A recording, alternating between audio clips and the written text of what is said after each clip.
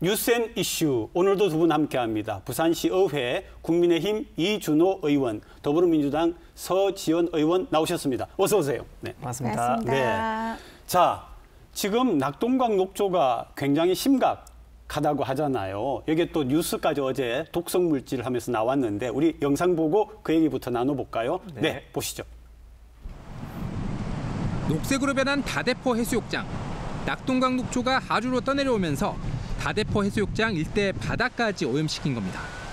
200개의 안전을 우려해 해수욕장이 폐쇄됐었는데 실제로 이 바닷물에서 각종 뇌 질환을 유발할 수 있는 남세균 신경 독소가 국내에서 처음으로 검출됐다는 주장이 제기됐습니다. 알츠하이머나, 누게릭병 등을 유발할 수 있는 베타 메틸아미노 알라닌, BMAA가 리터당 1.116 마이크로그램 검출됐다는 겁니다. 신경 독소이기 때문에 우리 시민들이, 전 국민들이 이용하는 시설이기 때문에 매우 심각하다고 생각이 됩니다. 낙동강 물이 유입된 경남 양산의 논에선 유해 남조류 독성 물질인 마이크로시스틴이 다량 검출됐습니다. 마이크로시스틴은 대표적인 간독성 물질이고요. 특히 어린 아이들, 노약자, 그다음에 간 질환자들 같은 경우에는 굉장히 위험하고요. 환경단체는 정수 처리로 독성 물질이 완벽히 제거되지 않기 때문에 낙동강 물을 가둬두는 보수문을 열어야 한다고 주장합니다. 네, 방금 영상 보셨는데 우리 부산도 지금 6군데인가 그 수돗물을 샘플을 채취했는데 수용구에서 마이크로시스틴 독성 물질이 검출이 됐다고 하는데 어떻게 보셨어요? 네, 우선 마이크로시스틴이라는 신경독소가 아주 치명적이죠. 이제 청산가리보다 한 10배 정도 강하게 이제 인체에 유해성을 미칠 수 있는 이제 독소인데요. 사실 이런 독소가 이제 부산 시민께 제공되고 있다는 것은 아주 충격적인 거죠. 애초에 녹조가 왜 창궐했는지부터 저희는 좀 주목을 해야 한다고 생각을 하는데요. 저 같은 경우는 조심스럽게 MB 정부 때의 4대강 사업을 말씀을 드리지 않을 수가 없습니다. 소위 이런 말이 있지 않습니까? 저희가 22조를 쓰고 배웠던 것은 고인물은 썩는다라고. 물은 흘러야 합니다. 만고불변의 법칙이고요.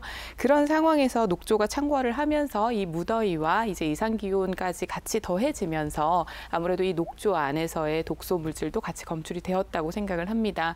그렇기 때문에 이제는 4대강에서 벗어나서 이제 자연 복원에 대한 신경을 좀 써야 하고 그 자연 복원에 이어서 환경부 같은 경우는 오염 관리 체계를 다져야 할 것이라고 생각을 합니다. 이명박 정부의 탓도 있다. 네, 저는 서지현 의원님 발언에 이제 동의하지 않는 부분이 뭐냐면 정말 물을 가둬서 녹조가 생겼다면 문재인 정부 때 2018년도에 댐을 개방을 했습니다. 그래서 물을 흐를 수 있게 했음에도 불구하고 그때도 녹조가 생겼거든요. 그러면 수문을 개방했을 때도 녹조가 생겼다면 왜 4대강이 실패했다라고 말할 수 있는 것인지 저는 오히려 반문을 하고 싶고요. 그리고 녹조라는 것은 기본적으로 질소와 인이 고온다습한 기후에서 이제 생활 폐수나 오수와 만났을 때 생기는 겁니다. 그렇기 때문에 우리가 과학적으로 녹조가 생기는 이유에 대해서 정확하게 인지를 하고 녹조에 대한 이제 개선책을 제시해야 되는 것이지 전임 대통령의 이런 정치적 발언으로 이 녹조를 프레임을 걸어서 묻어가는 것은 이제는 우리가 좀 지양해야 되고 정말 환경 개선을 위해서 앞으로 여든 야든 한 목소리로 좀 개선을 위해서 좀 이렇게 나아가면 좋겠다는 생각도 가지고 있습니다. 서 의원님, 이 의원께서 과학을 들고 나왔는데.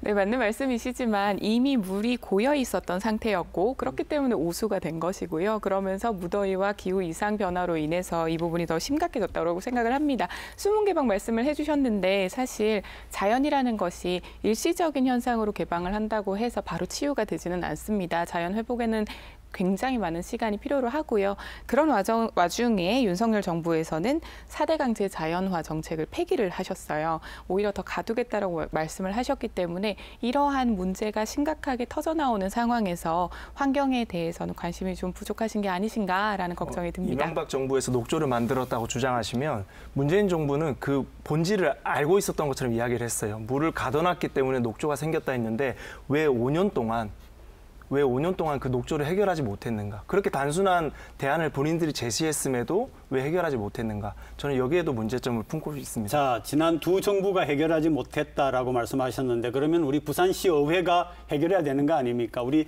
시의회가 할 수 있는 역할이나 기능은 없습니까? 사실은 좀 막막하죠. 왜냐하면 낙동강이라는 것이요. 지리적으로 봤을 때 부산에만 이제 위치하고 있는 것이 아니고 영남권 전체를 관통해서 흐르고 있습니다. 그래서 부산시 의회 혼자서 할 수 있는 몫이 아니고 하고 또 우리 영남에 거주하는 또 대한민국에 거주하는 모든 국민들께서 좀 한마음으로 협조를 해줘야 된다고 생각합니다.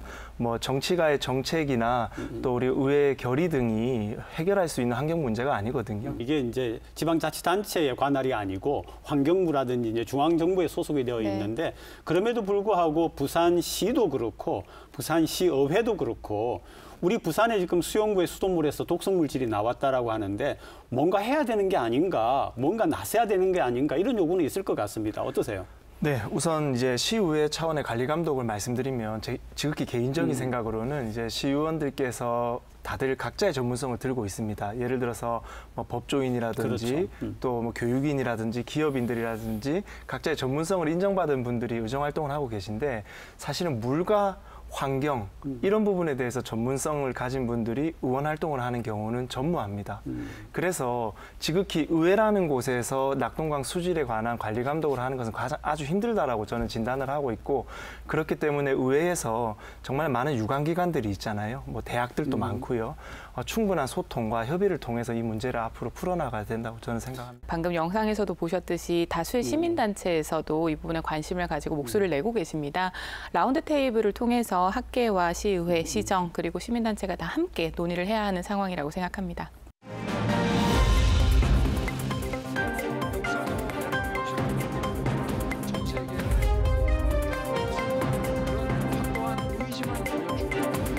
이렇게 가면은 지방 소멸이 좀 더 가속화되고 어떤 수도권과 비수도권의 지역 격차는 더 강화될 수밖에 없는 거 아니냐.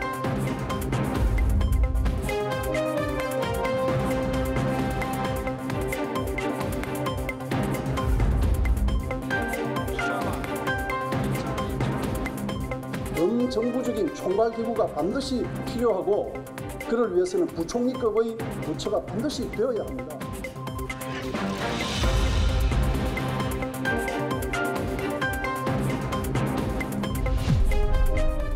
네, 사실 그 전에 이렇게 수도권을 조금 규제를 했던 이유가 지방에 기회를 많이 주기 위한 거 아닙니까? 그런데 이제 이 정부 들어와가지고서는 지금 수도권에 여러 가지 규제를 갖다 풀고 있단 말이죠. 어떻게 보고 계시는 거예요? 저는 한마디로 윤석열 정부의 지역은 없다라고 말씀을 좀 드리고 싶습니다. 지방시대를 열겠다는 구호가 좀 무색할 정도로 수도권 비대화 정책을 계속해서 펼치고 계신데요.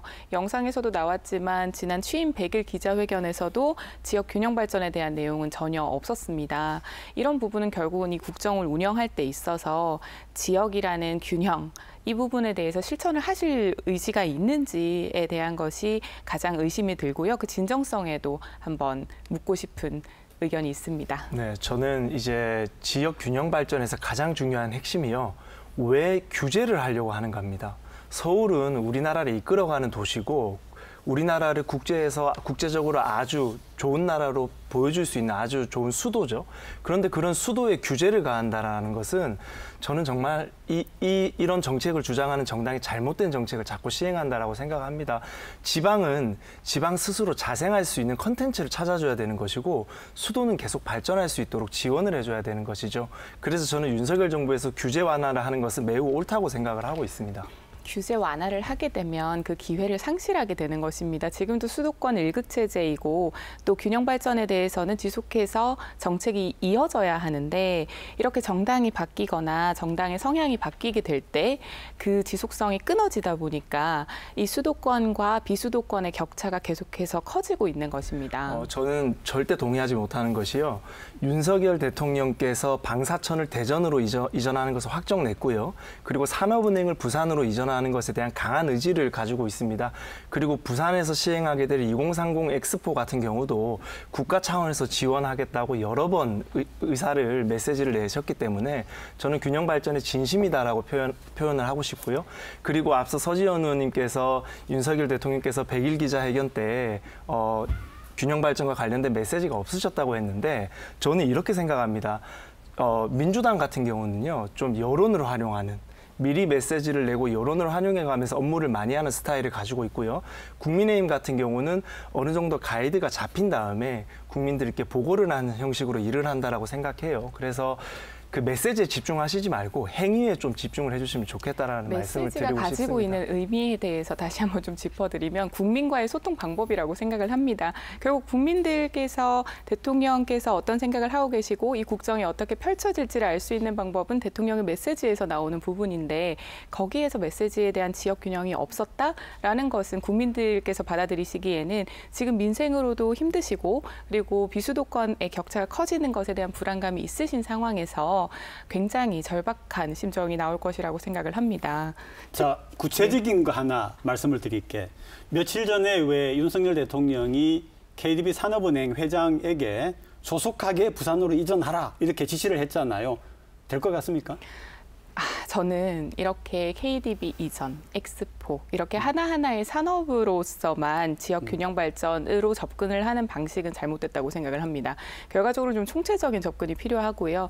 결국 노무현 정부와 문재인 정부에서 조금 개념이 확장이 되었던 것은 지역 균형 발전과 자치분권에 대한 부분이었는데 결국은 지역이 재정과 권한에 대해서 독립성을 가져야 된다는 부분입니다.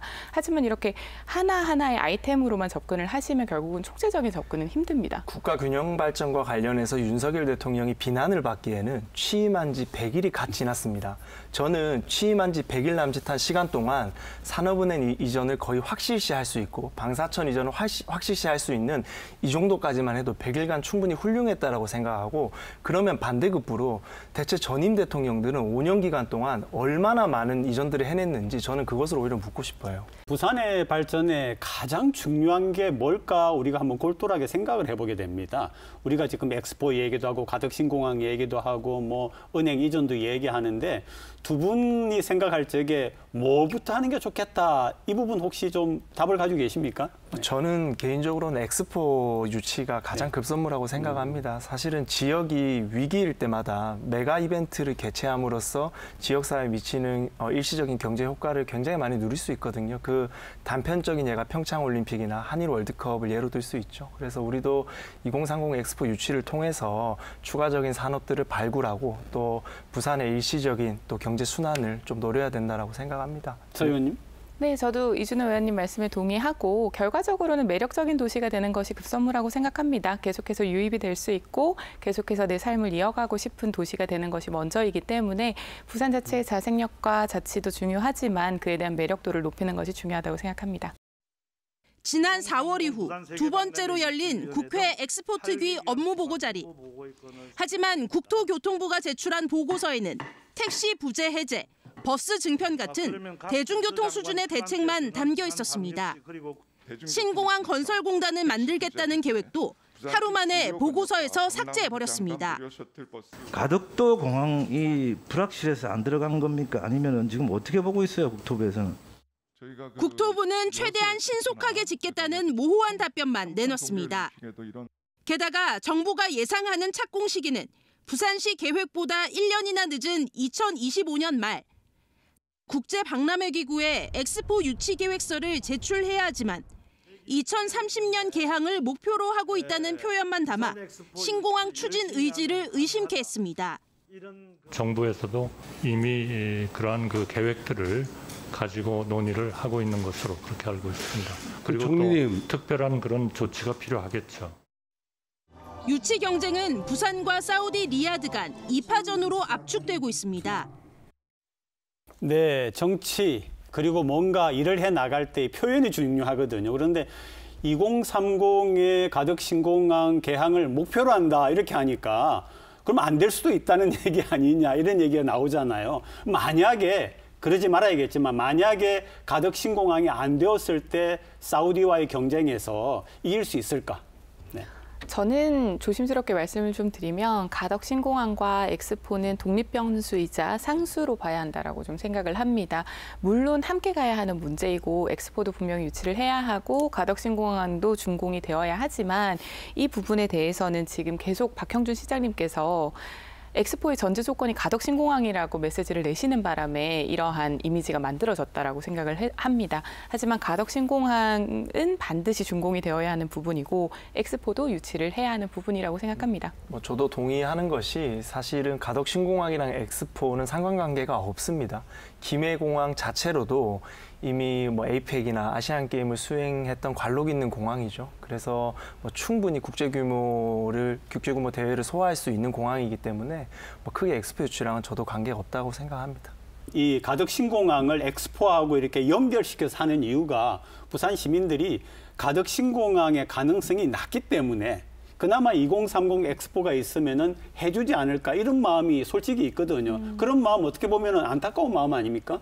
네. 추진 절차는 사실 잘 진행이 되고 있습니다. 이제 지금은 실제로 어떻게 준공을 할지에 대한 용역도 이루어질 예정이고 부산시에서도 가덕 신공항을 최적의 공법으로 최단 시간 하기 위한 집중은 하고 있습니다.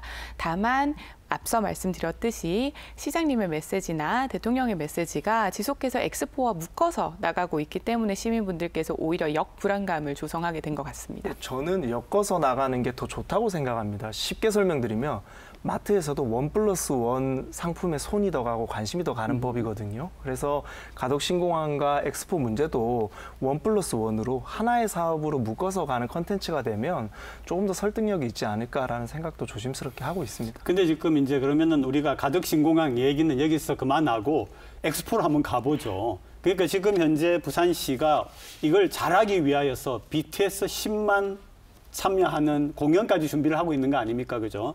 그런데 이런 것들이 지금 부산시가 최선을 다하고 있다고 보는지 아니면 뭔가 좀 더 집중해야 될 게 있다고 보는지 서 의원 어떠세요? 저는 현재 부산시의회 엑스포 특별유치위원회에도 지금 소속이 되어 있는데요. 굉장히 열심히 집중해서 하고 계십니다. 엑스포에 대한 유치 열기가 굉장히 뜨겁고요. 이제 BIE에서 현장 실사를 내년 상반기에 오게 됩니다. 그렇기 때문에 그 전까지 저희가 어떻게 준비를 하느냐가 굉장히 중요한 상황입니다. 사우디아라비아의 리야드와 비교했을 때 우리 부산은 상대적으로 훨씬 더 개방적이고 그리고 음식 문화도 굉장히 자유롭고 그리고 사계절이라는 아름다운 계절이 있습니다. 그리고 그 무엇보다도 SK와 삼성을 포함한 글로벌 대기업이 다 있기 때문에 그에 대한 전면전으로서는 부산이 굉장히 가능성이 있다라고 점쳐집니다. 사실 이런 역점 사업들을 추진할 때 가장 중요한 것은 리더급 정치인들의 메시지입니다. 그 메시지들이 중첩돼서 사회 담론을 형성하고 그 사회 담론이 어떤 지역을 이끌어가는 분위기를 만들어내거든요. 그래서 저는 언론에서 수차례 엑스포에 대한 의지를 이제 표명하고 있는 박형준 시장이 아주 잘 현명하게 판단하고 있다 생각하고 그리고 지난주에 또 국무 출장을 가서 엑스포의 유치에 대한 호소를 국제사회에 하고 왔습니다. 그래서 저는 이 문제를 더불어민주당도 박형준 시장을 비판하기보다는 좀 적극적으로 도와주는 자세로 전환을 해주면 정말 시민들께 좋은 메가 이벤트를 만들어 드릴 수 있지 않을까 생각하고 있습니다. 지금 시의회 아까 그 위원회도 참여를 하고 있으시다라고 했는데 시의회 자체적으로 뭔가 이 엑스포의 유치를 위하여 하는 그런 활동 뭘 준비하고 있습니까? 결국은 이 엑스포에 대한 문제는 외교적인 문제라서요. 각 회원국들에게 저희가 투표권을 독려할 수 있고 저희를 투표할 수 있게끔 설득하는 작업들을 준비하고 있습니다. 더불어민주당도 매우 협력적인 자세로 엑스포 유치에 집중하고 있습니다. 이 의원님. 저희가 이제 국제사회에 시의회에서도 호소를 하기 위한 준비를 많이 하고 있습니다. 뭐 내부적인 사항이라서 방송을 통해서 밝힐 수는 없지만 한 10월쯤 되면 어떤 이벤트들이 벌어지실지 시민들께 보고 드릴 수 있도록 하겠습니다. 네, 다음 주에도 더 우리에게 필요한 주제를 가지고 또 뉴스 앤 이슈 진행하도록 하겠습니다. 오늘 수고하셨습니다. 네.